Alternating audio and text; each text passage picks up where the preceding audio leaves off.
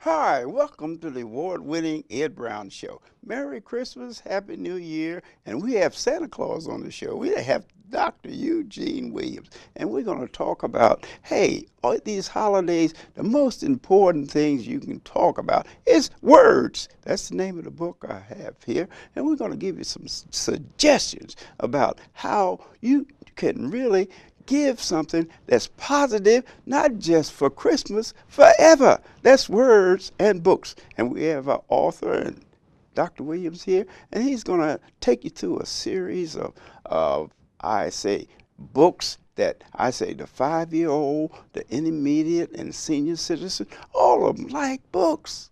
Hey, welcome, Dr. Williams. It's so good to be here. I should say ho, ho, ho, ho. It's so good to be here. We are booking it today. We're going to book it today. We're going to book. Yeah. And books is the most, I would say, that's the best gift you could give anyone. They can pick it up 3 weeks later, 2 weeks later. They can always, and it leaves something with them. They'll learn something. Isn't that right? That is so right. Tell us just this holiday. Now, give us some data about reading and how it affects the youngsters at different levels, and how you have done a study there as far as the levels of reading that they have here, in not just the metropolitan area, but all over the United States. Yes, indeed, Ed. I administer tests all the time to ascertain a student's reading comprehension. And I discover all the time that our young people are not reading on the level that they should be reading on. Very often I find 5th graders are reading on the 2nd grade level. Sometimes I find 7th graders are reading on the 2nd grade level. And very seldom do I find the youngsters reading on their age level. So I'm concerned about that. You know, I'm an advocate for reading. I started reading when I was very young. And Ed, I made sure that my son would start at an early age also. And he started reading when he was 3 years old. And you know, the good thing about that is that he read, and when he became a father, he shared with his daughter. And I have my granddaughter's book. No kidding. Paige Plans a Party. Paige Ann Marie Williams, a little girl who decided when she was in elementary school that she wanted to help youngsters learn to read. So this is her book. So I'm very, very excited about it. And of course, I'm excited about another book, a book that was written by my wife, Dr. Mary H. Johnson. Successful Living. Special. And you know, the good thing about this book is that it teaches morality, it teaches lessons, it teaches the 10 Commandments. I'm finding as I go about churches all over, young people don't know the 10 Commandments. You ask them the 10 Commandments and they look at you like, what are you talking about? And many times I ask the parents the same thing. Yeah. Do you have any commandments? And they look at me and they say, what are you talking? I said, okay, you make commandments every day. Put them on your refrigerator and say to your children, these are things that you should do, these are things that you shouldn't do. So reading is very important, and especially for young people. Well, you know, Ed, in the metropolitan area, but specifically in Washington, D.C., we talk a lot about illiteracy. And in Washington, D.C., I heard on a local radio station that 90,000 of the residents of the District of Columbia a functional illiterate. Now, that is not good. No.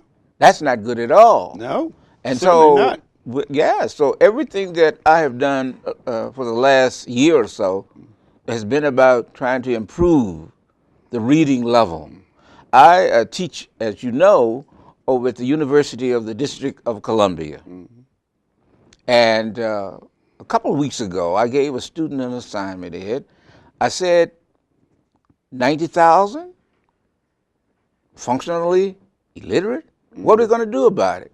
And he said, I'll show you what I'm going to do about it. I'm going to do a project.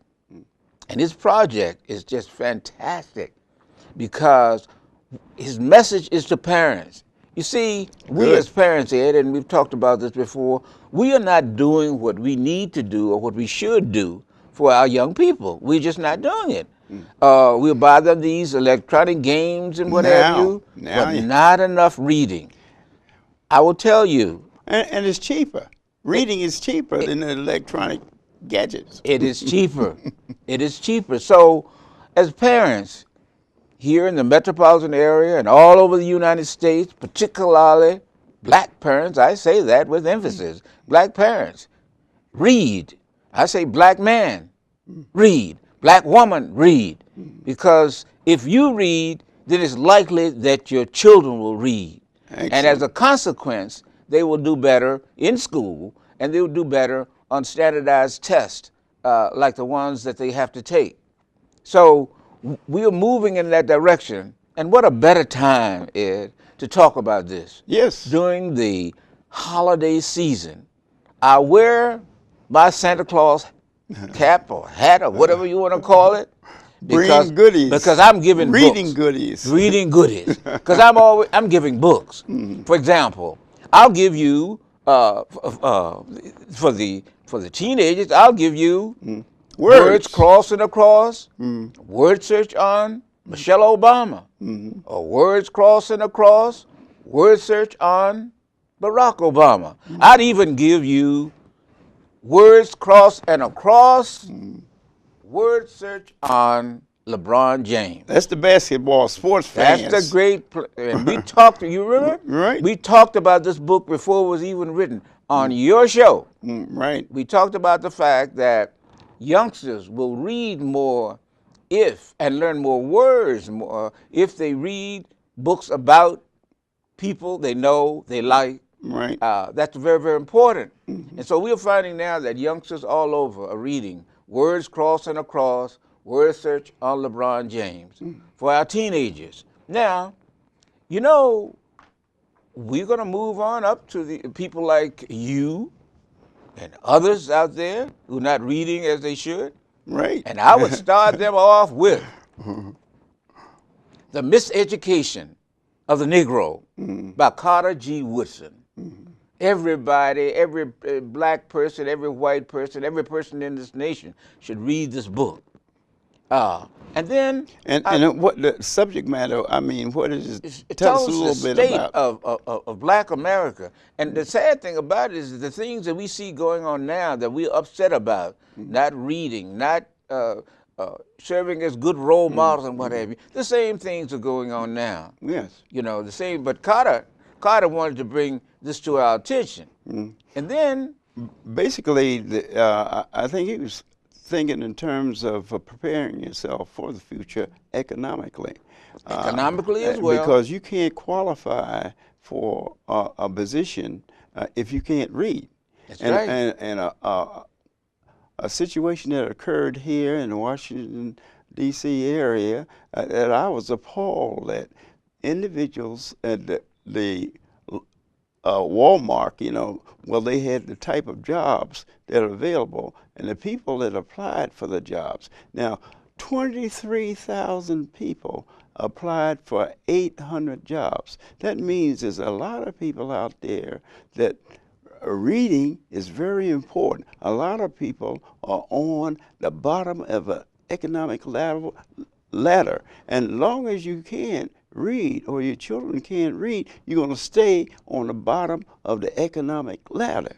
And that was an excellent example 23,000 applicants for 800 jobs. For 800 jobs. That's what it was. Can you imagine those people out there who Yeah. didn't even apply That many people. because they were functionally illiterate? They Exactly. didn't know how to fill out an application. They Right. didn't know how to do things like that. That's sad. And reading, that helps you to qualify for different subjects. Yes, you got to indeed. read. Yes, indeed. Yeah. Yes, indeed. So Carter Woods, give us a little background about him. Well, you know, Some people are not aware of his background. He's not just a ordinary person. no, he's not. He's not. First of all, I would say to you that he's my frat brother, for one thing. You know, but he was a great historian. Right. He was a great historian and will long be remembered. Yeah. I'd say to everyone out there who has not read the book about him, Right. or who have not read about his bio, and not read his bio, that they start doing that. And not only, they started at a very, very early age with their youngsters, talking with the youngsters. But then, Ed, you know, What about some of his achievements? So to get people raring to go to read about him, Carter Woodson. well, you know, the book that the magazine that he started. Okay. It was an outstanding magazine, and he's just fabulous in what he has done. But I want to move over, Ed, to another thing, and that is Christianity and reading. That's very important. I say to many of my Christian friends and many of my pastors across the country, years ago, where did reading start? We learned to read with the B-I-B-L-E, right? And it was done in the church. And now, we're not finding a lot of that. We're not finding the churches teaching youngsters to read using the Bible. It became such an issue for my son and me that we decided on another book, Grounded in the Word, a guide to mastering standardized test vocabulary Now, and that's biblical important. comprehension. Now, this is Now, very, very important. Every family should have something concerning the word. Every family should have something, because everywhere you go, there's always a standardized test. There's always something that you have to qualify for. Absolutely. Okay? And- Tell and- more about it. Well, let me tell you something. Years ago, when I was working in the District of Columbia public school system, preparing youngsters to do well on the SAT, Okay? the Lord gave me this idea. And the idea is this, that many of the words that are found on the SAT, the verbal part of the SAT, are found in the B-I-B-L-E. The Bible. Yes. Right. So I said, well, if that's the case, then we need to be looking closely at, and I looked at the New King James Version. And what we did was that my son and I pulled out all the words that we thought would appear on the SAT, and many of them appear on the SAT. And so we broke it down in such a way that the individual using a book like this would use it as he or she would read the New King James Version. For example, the word enigma. That's an SAT word. I've seen it over and over and over again. And many people don't even know that enigma means hard to understand, difficult, but it's right there in the Bible. You know, amicable, amity, all these words are there. So I say to the people out there during this season of joy, this season of jubilation, take a look at what Grounded in the Word has to offer you. Now, interesting thing about it is this book has been out for years. Yes. For at least 15 years. For Is at that least right? 15 years. And so now I think that it's coming into its own. We're getting a lot of requests all over the country for this particular book, and my son and I are very, very proud of Yeah, it. we got to get your son on the show. Yeah, we'll had your wife on. We'll get him on. Oh, well, we can get him on. He loves to talk. And he talks much better than I do. He's like his daddy, huh? He's like his mother. He's like his mother. Well, you're going to pay for that when you get home today. Well, you know how it is. Those things happen. Those things happen, yes. But reading is so important. And I hope that here in and the key, I think, Dr. Williams, is reading with understanding. See, that's the key. I mean, a lot of people read and they skip over words. And like we had earlier, we were saying that, especially with the mathematics, that you should read the summary. Very few people read the summary. Very few people read the summary. Tell us about that. I think that's kind of interesting. Dr. Johnson, you know, our great mathematician. Yeah, well, she was telling us this, and the young lady that we had as a guest, she was saying the same thing, that most people, what happens when they read is something they don't understand. They just skip right over it. That is true. And usually they miss the meaning of the word or the subject. Right. You know, it's interesting that you would mention that, because I shared the video that was done here with Dr. Mackling and Dr. Johnson. Yes. And the youngsters said, before I showed the video to them, they said that they just skipped over words they didn't understand. Right, exactly. They would sit down to try to read a math book, and they never took a pencil to write, to underscore, anything like that. Right. But they were very happy with that show.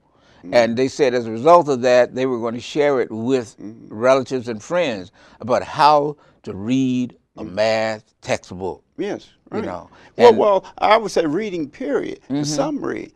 Very few people, even adults, don't read the summary.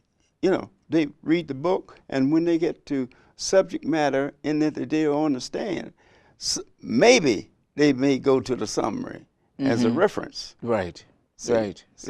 Those are things that people have to understand. And you can't give a child a book if you're not reading yourself. That's right. See, that's what people don't understand. You know what I mean? Well, I give so-and-so this book on this or words, and they haven't read or understand what the book is about themselves. And you know, and you gotta, or really, you gotta show by example. And most parents don't show by example because they don't read. It's okay, you're in school, you're supposed to read. Everybody has something to read every day. And you know, that's one thing that I like so very much about our president, President Barack Obama. He talks about reading all the time. And you know that as a child, he read. He made sure that his parents made sure that he read. And that's one of the reasons that he has such an extensive vocabulary. That's one of the reasons he's so articulate. He's so eloquent. Yes. Mr. Barack Obama is a great role model for all of America, all people. But certainly, without a doubt, he's a good reading role model for our young boys and girls. Yes. And I want the parents out there to understand it. Yes, sometimes he may use words that they don't even understand. If they don't understand the word, then look it up. You know, people just skip over words now when they're reading or when they're hearing someone speaking. Right. I say, look it up. Look up the definition of the word. And you know, this book, it's a reading thing. Help your child understand is another book that parents can use. This book, there are many good things about this book, but there's one thing that I really like about it is that there are stories in this book written by young boys and girls from the D.C. public schools. Is that right? Discussing, homegrown, huh? Yes, how they improve their vocabulary with their parents' help. Yes. Now that's the important part, with the parents' help. The parents have to get involved. That's one of the major problems with these low scores and everything. If parents are not involved, then children are not involved. No. Although you say, well, homework. What's homework? Tell us, what is homework? But you know, reading it, look at Ben Carson. Mm-hmm. It is reported that his mother could not what? Read. Right. But she gave him and his brother what? Book reports Mm-hmm. to do. Right. And so we want our people of today to go beyond that. Mm-hmm. If they cannot read the book as it is here, Mm-hmm. there's something called what? The e-book. Mm-hmm. Go to Kindle, wherever, and read, read, read. Let your children see you read, and then require them to read. I grew up in an environment where mother and father both finished maybe 6th grade. Mm-hmm. They never went to high school. Mm-hmm. They never went to college.